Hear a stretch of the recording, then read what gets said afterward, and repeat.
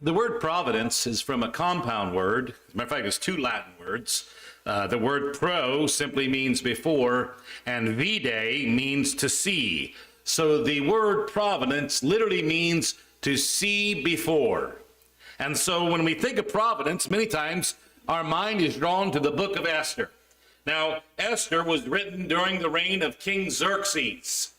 And some of you may be familiar with Xerxes. When I was a kid, we had a small school library.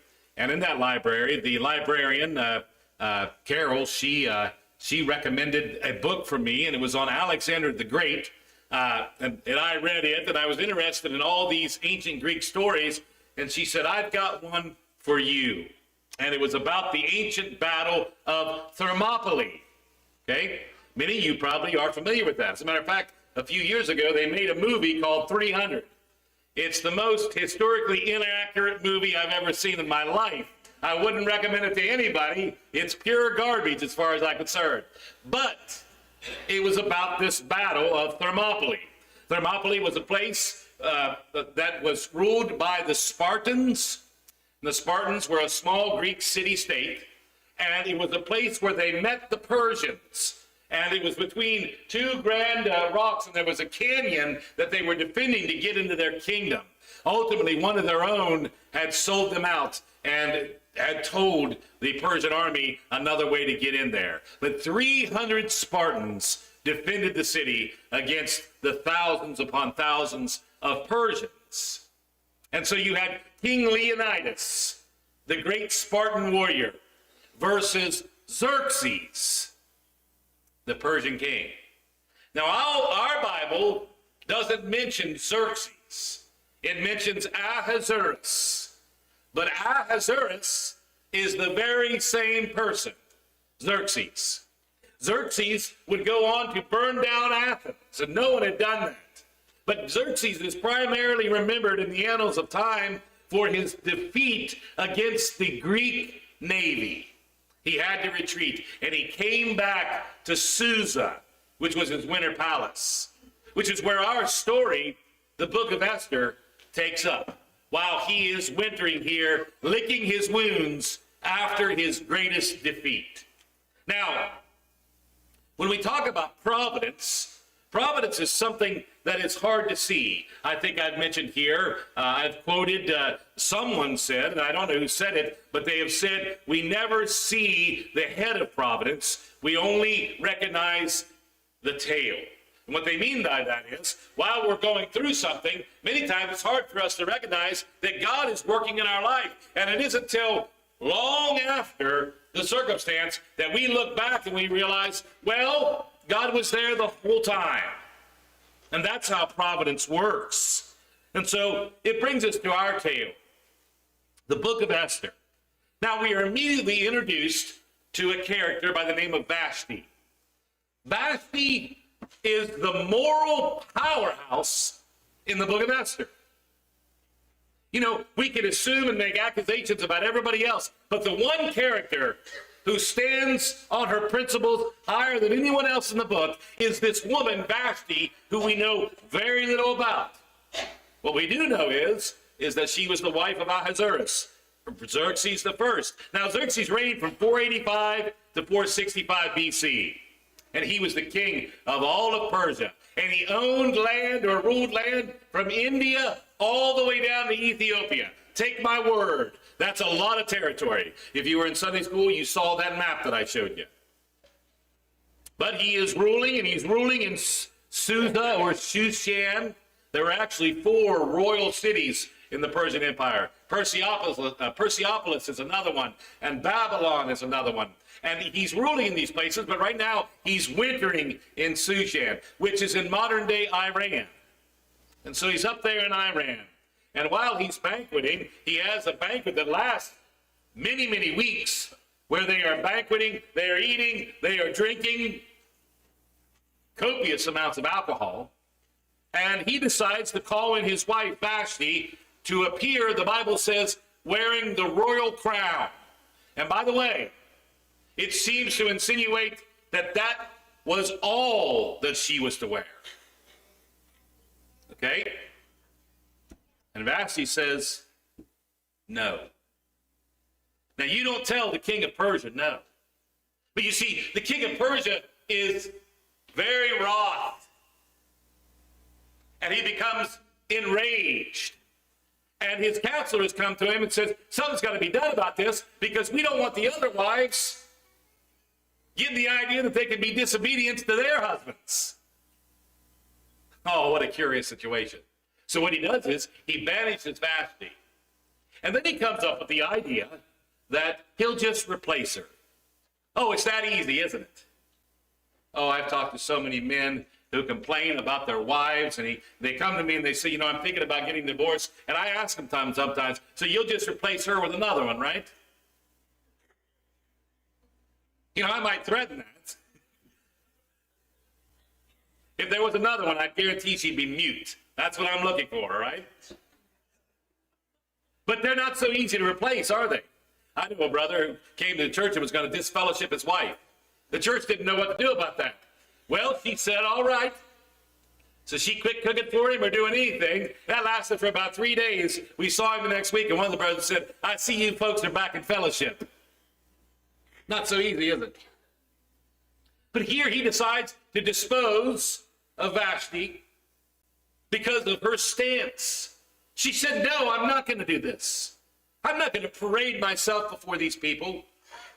Wouldn't have thought that our society and the women in our culture, the girls in our culture, would make this kind of stand.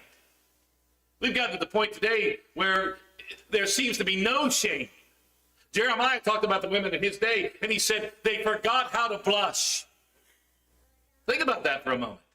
But here is Vashti. She says, I'm not going to do this. And she sinks or shrinks away.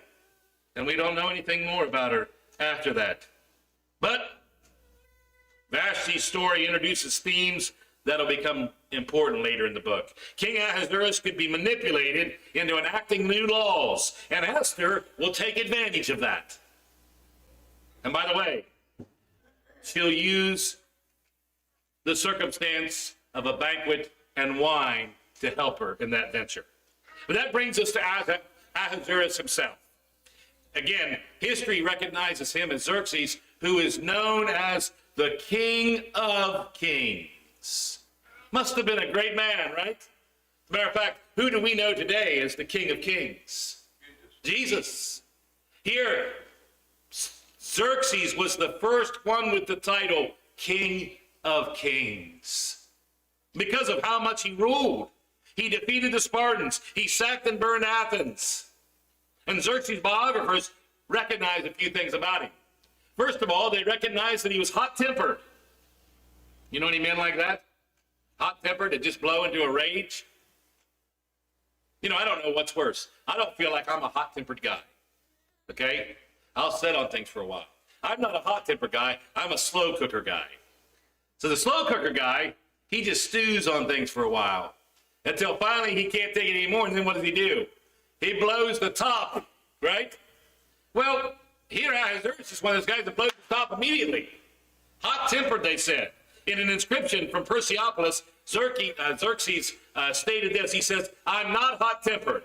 Whatever befalls me in battle, I hold firmly. I am ruling firmly my own will. The man who is cooperative, according to his cooperation, thus I reward him. So there's this reputation that he's hot-headed. So he writes a relief and puts it up in the middle of the city that says, I am not hot-headed. It's everybody else's fault. Right?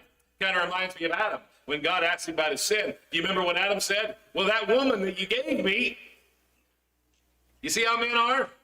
Well, Herodotus, who was our great Greek historian, chronicles Xerxes' campaign against Greece, and he highlights the king's anger and his wrath. After a storm destroyed the bridges Xerxes had built across what's called the Hellespont, Xerxes ordered the strait whipped 300 times and had fetters thrown into the water. He was angry with the water, so he had his men whip the water 300 times, and then he made fetters and threw them into the water so the water would obey. I mean, that's a perfect segue, right? It's perfectly logical, Laura. I mean, that's how we work. Well, after a storm destroyed those bridges, this is what he did.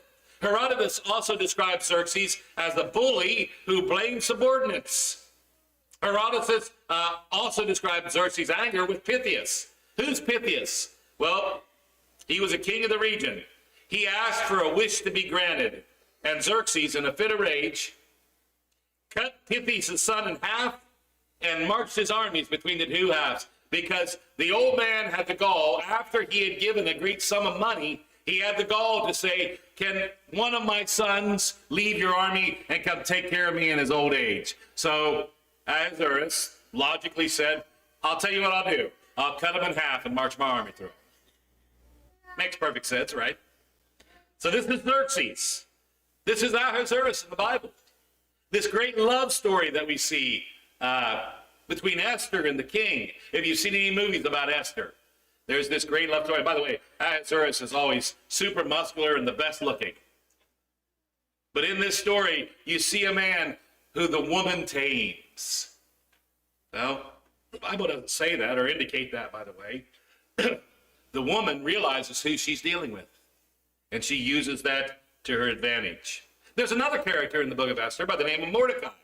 Mordecai was a Jewish man who again resided in Susa. In the book of Esther, Mordecai seems to be Esther's cousin. You see, Esther's an orphan. And so Mordecai takes her into his care. And in the book of Esther, Mordecai comes to prominence because he discovers an assassination plot against Ahasuerus. There's this man by the name of Haman. Okay? He's the bad guy in the book. He is placed in the highest position in the court, and he manipulates the king into decreeing that all should bow before him, and Mordecai refuses. And this decision sets in motion a plot by Haman to kill Mordecai and to kill all the Jews. And of course, the plan is communicated to Esther, and Esther then in turn tells Ahasuerus, but more on that to come. The king then learns of how Mordecai fooled the plot, and he asks Haman how he should be honored, and Haman thinks he's talking about him, so he says, give him a white steed, place the royal robe on him, elevate him above everybody else. And Ahasuerus is very happy to do that. And so there's a great deal of poetic justice. Haman, his desire is to annihilate the Jews. Mordecai wouldn't pay homage to him. That angered him. All right? Now let me tell you something about Haman. Haman is an Agagite. We'll have to teach the twins that word. Agagite. Agagite refers back to King Agag in the Bible. If you were to go back to the Chronicles or to the book of Samuel, you'll read the story of how Saul was to kill the Amalekite king Agag, but he didn't kill him. And this is why Samuel told him that God would take away his kingdom. You remember, Samuel then took up the sword and cut Agag into pieces. Well, here is one of the descendants of Agag.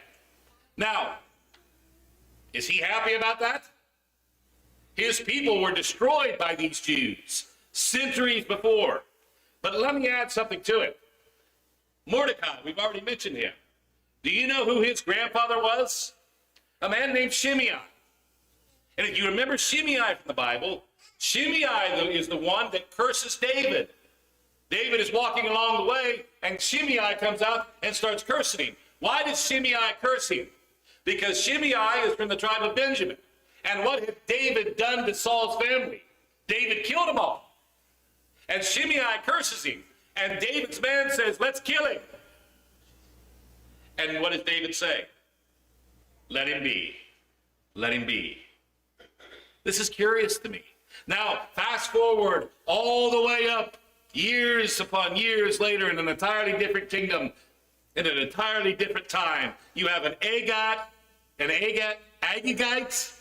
I'll get it out, pitted against a Benjamite. Once again, we see the struggle. And what then happens? Well, you know what happens. Esther happens. Esther was an orphan raised by her cousin Mordecai. She was of the tribe of Benjamin, and she lived in Israel. She was from the tribe of Benjamin and lived during the time Israel was exiled into Persia. You know, in the book of Esther, it's only it's one of only 2 books named after a woman. Anybody know what the second one is? Ruth, okay? Plus, it's the only book in the Bible where God's name is never mentioned. But I'm here to tell you, you see God on every page of it. And he's working. Esther was one of the Jews that lived in Babylon, then under control of Persia, and as a part of the remnant who remained in the country after the Hebrews began to return to Palestine. She was part of a citywide plan. Let's go back to Vashti. He deposes Vashti, and he comes up with this great idea, Laura. I know what we'll do. And what's great is he's got all these buddies. You get these guys together, and they come up with this wonderful plan. We're going to have the world's first beauty pageant. All right? And so, that's what they do. And I want you to know, there's a lot more that goes on here that is very disturbing than just having a beauty pageant. Okay? These girls will be part of his harem. And Mordecai says, all right, you be in the beauty pageant. I mean, what could he do? She had been chosen to be part of it. He says, I want you to do one thing. Don't tell him you're a Jew. Number one, because he could not marry outside the royal family. And so here then, she gets in this. He's really not qualified, but she gets in there, and he says, don't you dare mention that you're a Jew. Which is curious to me. Mordecai, they knew that he was Jewish. But it seems like Esther didn't follow the law, or they would have known her dietary restrictions. They would have seen you couldn't be a Jew in a pagan land without being figured out. So it's curious. I wish I knew more about Esther. But Esther is used mightily by God. Mordecai averted a great plan to assassinate the king. And what's curious is that the king seems to have forgotten about it. Haman didn't. Haman didn't love Mordecai. He had no love whatsoever for him. And he was going to end his life and hopefully end the Jews in the process. But I want to look here finally at Esther. She was encouraged to be bold. For if thou altogether holdest thy peace at this time, our brother just read this, then shall their enlargement and deliverance arrive to the Jews from another place, but thou and thy father's house shall be destroyed. She had a purpose, folks. She was encouraged to be bold, and her purpose was this. Mordecai says, and who knoweth whether thou art come to a kingdom for such a time as this? And this, folks, is the providence in the book of Esther. Think of providence in Vashti's life. Consider Vashti's integrity, not to obey the king's order and to flaunt herself before men, but that opened up an opportunity for Esther to save her people. Think about Mordecai. He seems to have a position or is allowed to be near the king's palace without fear of death, and he hears what's going on because he's watching out for Esther, and he hears these 2 men plotting, and that endears him to the king. And one night, the king is sleeping, but he's having a restless night. And what does he do? He says, bring the chronicles to me. Now, if I was the king, I might say, well, I can entertain myself in another way. Anything is at his disposal. But no, he says, bring the chronicles. And he looks in there, and he realizes that it was Mordecai who saved him from being killed, and he wants to reward him. You see, that's called providence, folks. Mordecai just happens to be in the gate where he just happens to hear about the plan to assassinate the king. He just happens to have his daughter in the king's palace, and he tells her, and she just happens to have the ear of the king, and she tells him. And even though there's someone plotting against him, because this is how life works, folks. Life is full of troubles. Our man Job tells us that. Ahasuerus, one night, just coincidentally, can't sleep. You think God wasn't in that? He's restless, and he says, bring me the chronicles. And he looks in there, and he sees Mordecai, and he elevates him. Think about Haman. Haman thought that he could divine the Jews out of existence. And he says, I'm not going to rely on God, I'm going to rely on chance. The chance of these die. And he rolls the dice. And what's curious is They roll on the 12th month. That gives the Jews a year to plan. And plan they do.